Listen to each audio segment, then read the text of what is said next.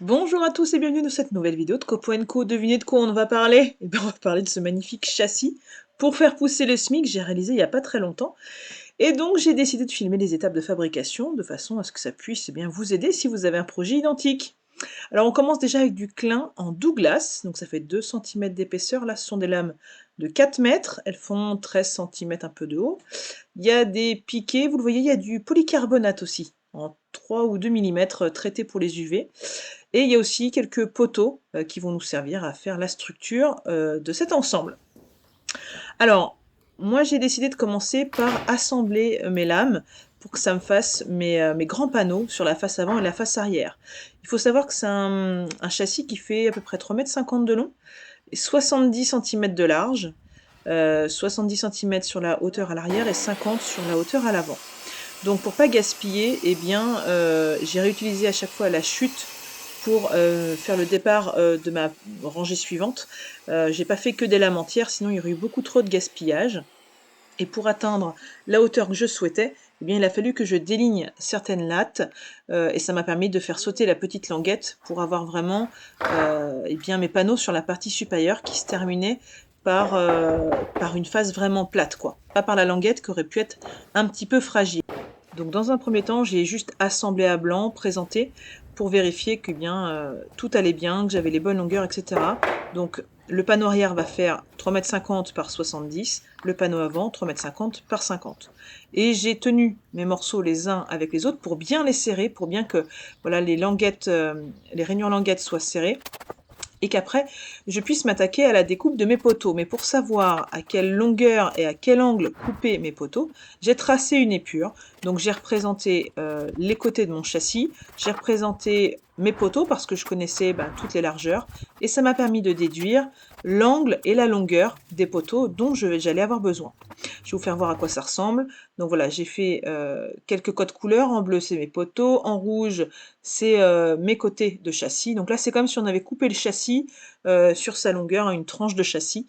Et donc avec la fausse équerre, après, je suis venue reporter l'angle de mon poteau.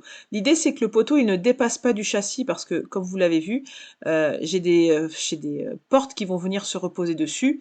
Et donc, moi, je voulais que ces poteaux-là suivent un petit peu cette pente parce qu'après, il y aurait des renforts qui seraient vissés. Donc, on met la fausse équerre, on relève l'angle, et cette fausse équerre-là, eh bien, on va s'en servir sur la scie radiale pour régler l'angle de découpe et du coup tailler nos poteaux. Voilà, c'est vraiment très très simple, hein. Il n'y a pas besoin d'avoir une modélisation quelconque finalement.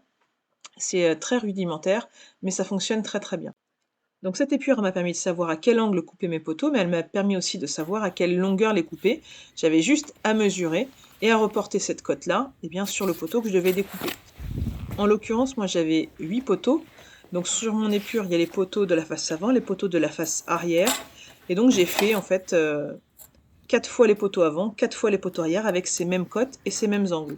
Donc ça va plutôt vite, hein. Une fois qu'on a fait le tracé, après c'est juste à enchaîner les coupes. Et vu que la radiale elle est réglée, on n'a plus rien à toucher, c'est vraiment super efficace.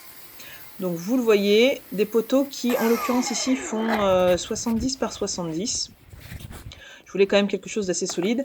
Il faut juste faire attention à ce que les socles, les pieds de poteau, si vous les utilisez après, soient adaptés. Donc vous voyez, on tombe exactement sur le tracé, tant pour la longueur que pour l'angle.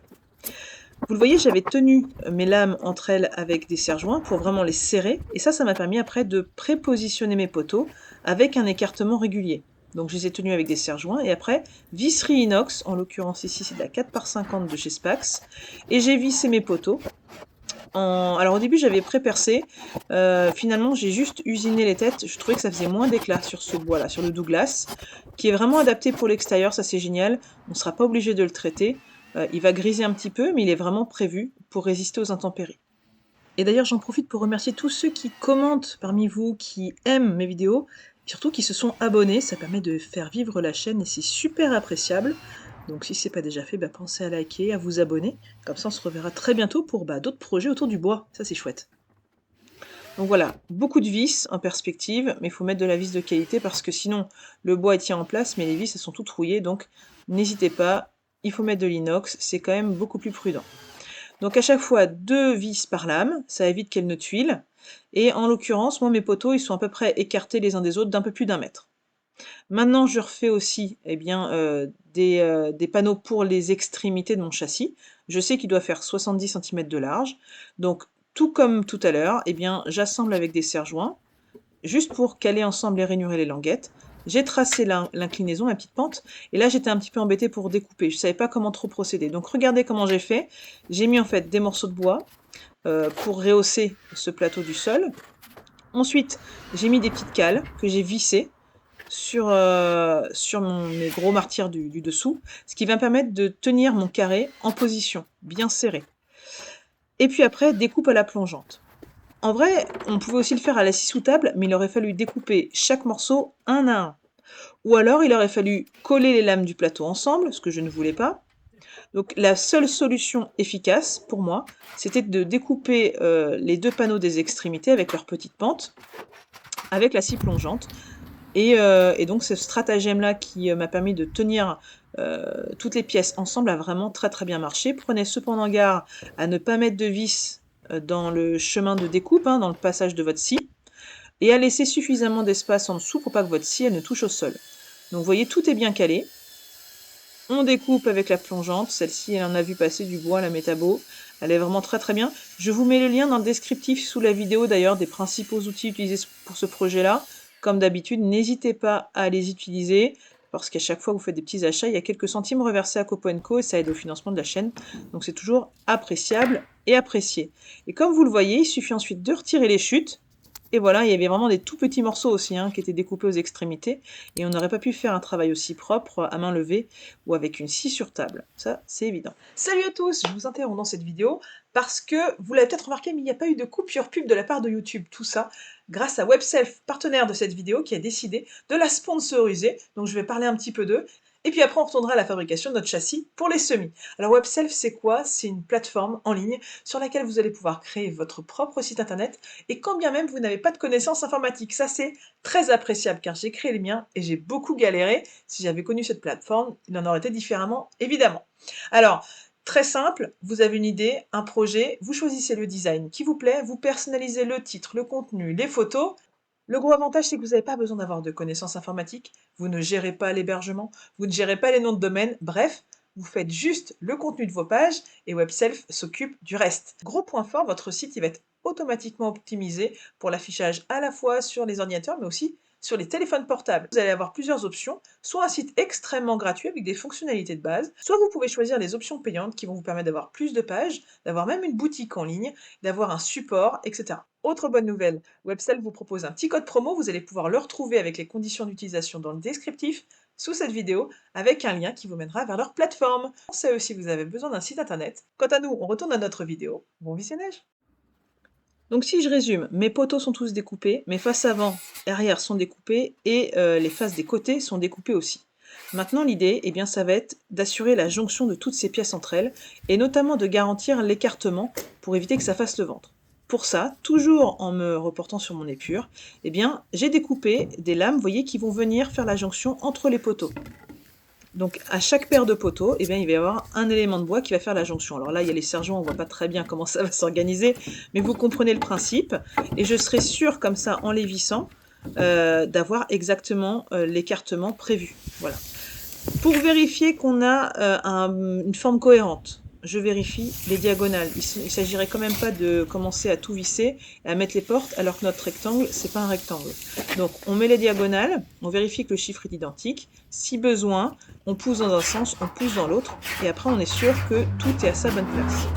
Sur l'arrière, j'ai décidé de mettre un petit coup de rabot. C'est vrai que j'y ai pensé plus tard, mais j'aurais pu faire ça à la scie, faire un petit biais, parce que je vais avoir des portes qui vont venir se mettre. Et l'idée, c'est que l'arête ne gêne pas le fonctionnement de mes charnières.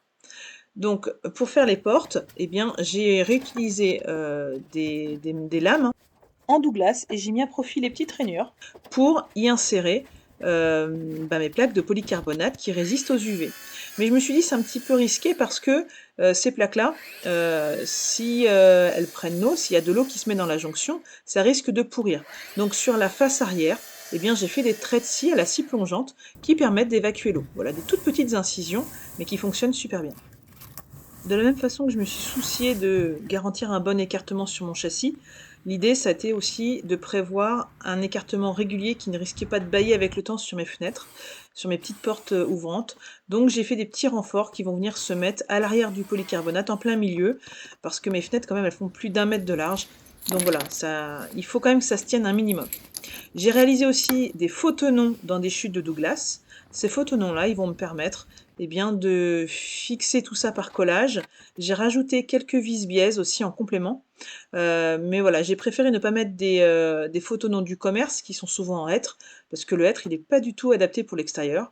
Donc faux tenons en Douglas, colle adaptée à l'extérieur, en l'occurrence c'était de la Woodmax. Ça me fait du coup un espèce de U dans lequel je viens glisser mon polycarbonate. Pour l'instant, je conserve le film, hein, ça va le protéger pendant le transport. Et sur la dernière face, pareil, je mets mes faux tenons au Douglas et je finis de mettre le dernier morceau en prenant bien soin du coup de mettre un morceau avec une rainure pour l'évacuation de l'eau dont on a parlé tout à l'heure. Ensuite, j'ai mis quelques vis-biaises sur cet ensemble-là. J'ai ensuite mis les charnières, les pommelles, mais vous le verrez, ces pommelles-là, je les ai changées finalement, parce que je me suis rendu compte qu'en les mettant dans le sens régulier, c'est-à-dire les mâles d'un côté et les femelles sur l'autre partie de l'ouvrant, eh bien ça avait tendance à glisser et à s'ouvrir. Donc finalement, je les ai mis en vis-à-vis. Ce qui fait qu'on ne peut pas démonter les châssis, enfin on ne peut pas démonter les fenêtres, sauf à dévisser l'ensemble. Mais au moins on est sûr que quand on les ouvre, ça n'a pas tendance à sortir par la gauche ou par la droite. Donc évidemment, je me suis fait des petits repères sur ma structure pour savoir où devaient être mises les pommelles. Et vu que ça fait quand même que 2 cm d'épaisseur, j'ai préféré pré-percer avant de là aussi remettre de la spax, remettre de la vis inox. Comme ça, j'étais sûre que voilà, ça serait pérenne. Les pommelles aussi sont en inox, bien évidemment. Et vous voyez là, par exemple, j'ai mis les mâles tous les deux sur le châssis. En fait, au moment de l'installation, j'ai mis un mâle, une femelle sur le châssis et un mâle, une femelle sur la fenêtre. Ce qui fait que c'est contraint, ils se contraignent l'un et l'autre et du coup, ça ne peut plus bouger. Parce que là, dans mes tests, ça avait tendance un petit peu à se dégonder tout seul, ce qui était vraiment pas souhaitable. Donc voilà, les portes prennent place, hein, tranquillement. J'ai fait un petit débord, vous le voyez, ça permet de glisser la main. Et surtout, après coup, ça va nous permettre de mettre aussi un petit peu de quincaillerie pour être sûr que ça ne s'envole pas quand il y a un petit peu du vent, des tempêtes, etc. L'idée, c'est que de toute façon, ce châssis, il reste en général fermé, ou alors qu'il reste grand ouvert. Mais je me suis dit que des fois, quand on a besoin d'arroser ou voilà, juste jeter un petit coup d'œil, ça serait bien qu'on ait un petit appui qui nous permette de l'ouvrir partiellement. Mais pour autant, c'est toujours risqué. Moi, j'ai prévenu mes clients. L'idée, c'est de toujours surveiller parce que s'il y a un coup de vent, voilà, ça n'empêchera pas que ça tombe. Donc, j'ai pris des grands crochets qui normalement servent pour les volets. Donc, vous voyez, je me suis fait un petit support intermédiaire, une petite vis à l'extrémité pour éviter que ça pendouille dans la terre. Et puis, on a notre support qui va se mettre sur l'ouvrant. Donc, je le positionne un petit peu au hasard au début pour regarder là où ça conviendrait le mieux. Et puis toujours, hein, visserie inox, on ne change pas une équipe qui gagne. Voilà. Et comme ça, on est sûr d'avoir un petit appui qui permet de passer l'arrosoir, etc. Mais encore une fois, faites attention, parce que s'il y a un petit coup de vent, rien n'empêche que ça tombe, et c'est vraiment pas fait pour être ouvert à demeure. Autant le fermer ou autant l'ouvrir en entier. Mais voilà, ça doit être sous surveillance, quoi. Et donc j'ai fait ça pour chaque porte. Hein. Chaque porte peut s'ouvrir avec un petit crochet. Vous voyez, c'est super efficace. Très rudimentaire, mais très efficace. Voilà. Par contre, on verrouille bien, on met bien toutes les vis où il faut. Il ne s'agirait pas que ça se dérègle avec le temps. Par contre, j'avais cette problématique de me dire qu'est-ce qu'il se passe s'il y a du vent. Je ne voudrais pas que les portes s'ouvrent d'elles-mêmes, qu'elles claquent, qu'elles se retournent et qu'elles s'abîment. Donc ce que j'ai fait, c'est que j'ai détourné des équerres et des petits verrous. Vous voyez, en fait, j'ai mis une équerre que j'ai attachée avec les petites parties femelles qu'on a sur les verrous, parce que j'ai acheté quelques verrous en métal. J'ai fixé ça avec des vis, un petit coup de mini-meuleuse, ma métabo. Celle-ci, elle sert toujours pour couper des têtes de vis, c'est fou. Donc vous voyez, j'utilise cette partie-là, qui va être fixée sur le châssis. Et puis la petite fabrication que j'ai fait avec ma petite équerre noire, et puis du coup la partie normalement qui se met en duo, qui est vendue avec le petit verrou, eh bien elle vient sous la fenêtre. Ce qui me permet de verrouiller ma fenêtre, d'éviter qu'elle ne s'envole. Alors moi j'ai préféré jouer la sécurité, mettre 2 verrous par ouvrant. Comme ça, je suis sûre que ça ne se lèvera pas d'un côté extérieur parce qu'elles sont quand même super larges. Et si ça souffle vraiment, il peut y avoir une prise au vent. Par contre, il faut vraiment bien régler. Donc j'installe d'abord le verrou et puis après j'installe sur l'ouvrant le petit réceptacle là, la partie femelle, pour être sûr qu'on tombe en face et que ça ne force pas quand on veut le manipuler. Mais là encore, il a fallu un petit peu innover parce que vu la disposition de mes éléments, j'avais rien dans le commerce qui me permettait eh bien, d'être installé et de répondre à ma problématique de verrouiller et d'éviter qu'il y ait du vent, quoi. Bon, vous vous en doutez, tout ça, la manutention, les traits, le traçage, ça a fait beaucoup de petites saletés que j'ai retirées très facilement à l'aide d'une ponceuse. Alors là encore, hein, je vous l'ai dit, moi je vais le laisser tel quel, brut, hein, c'est prévu avec mes clients. Mais après, ça peut être une étape aussi où on met une finition, une lasure, un vernis, une peinture, peu importe. Mais ce bois-là, ils sont vraiment très très bons. C'était très très agréable à travailler. J'en ai profité pour aussi adoucir un petit peu les arêtes, pour éviter les petites échardes. Puis vous voyez, quand ça m'a été livré, bah, c'est normal, hein, la manutention laisse des traces. Donc on retire. Alors là, vous voyez une vis sur deux, c'est normal, hein, j'avais assemblé à blanc. Je n'avais pas mis toutes mes vis. L'idée, c'était pas de faire la fabrication directe, car je l'ai transporté en pièces détachées. C'était vraiment très encombrant. Je devais passer par le salon de mes clients pour l'emmener. Donc en fait, j'avais fait un assemblage très sommaire. Je l'ai démonté et puis après, je l'ai remonté avec toutes les vis chez mes clients. Par contre, il fallait envisager comment j'allais pouvoir mettre la structure dans le sol et la tenir. Encore une fois, l'idée c'est pas que ça se renverse. Donc j'avais vu avec mes clients, ils voulaient que je mette des pieds sous mes poteaux. Les pieds, vous les avez vus tout à l'heure, mais pour une question de facilité, je ne les avais pas installés pendant la phase de fabrication. Euh, Par contre, ces pieds-là, il faut taper sur les poteaux. Et moi, je ne pouvais pas taper sur mes poteaux sans taper ma structure et l'abîmer. Donc, ce que j'ai fait, vous voyez, j'ai coupé des chutes de poteaux et je me suis fait des petits martyrs qui se tiennent tout seuls avec des cales de part et d'autre de mes 8 poteaux. Ensuite, j'ai dévissé les lames du bas de ma structure. J'ai rajouté mes pieds et j'ai revissé, donc j'ai repercé au travers. J'ai remis encore des vis inox et j'ai pu tout emmener chez mes clients pour faire le remontage dans leur jardin. Alors après, libre à vous de juste poser la structure telle qu'elle sur du sol. Vous êtes maître de vos propres choix. Vous pouvez mettre aussi des pieds à visser, par exemple si c'est sur du béton, ou alors directement mettre les poteaux que vous allez enfoncer dans le sol, hein. Chacun s'adapte selon ses envies et ses besoins. Et voilà le châssis en place chez mes clients. Alors vous le voyez, j'ai rajouté une petite protection de soubassement. L'idée en fait c'est que le bois ne soit jamais en contact avec la terre. D'ailleurs le châssis n'est pas posé au sol, hein, il est à quelques centimètres, mais il est bien enfoncé grâce au piquet qui l'empêche de vriller si à un moment donné il y a des intempéries.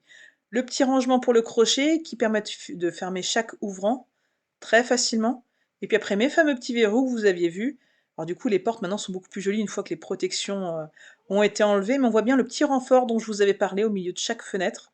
Voilà, ça fait un ensemble qui est super chouette, très contente du résultat. Hop, hop, hop, hop, hop, vous alliez partir comme ça, petit coquin. Mais non, vous le savez, on a une petite tradition. Si vous avez été courageux, que vous avez vu la vidéo jusqu'au bout, eh bien cette fois-ci, je vais vous proposer en commentaire de mettre un mot-clé qui a un lien avec ce qu'on pourrait faire pousser dans un potager. Voilà, ça sera en lien avec la vidéo. En tout cas, bravo à vous si vous avez tenu jusqu'au bout. À bientôt. N'hésitez pas à commenter, hein, à me dire ce que vous en pensez, à liker et surtout à vous abonner pour voir les prochains projets de la chaîne.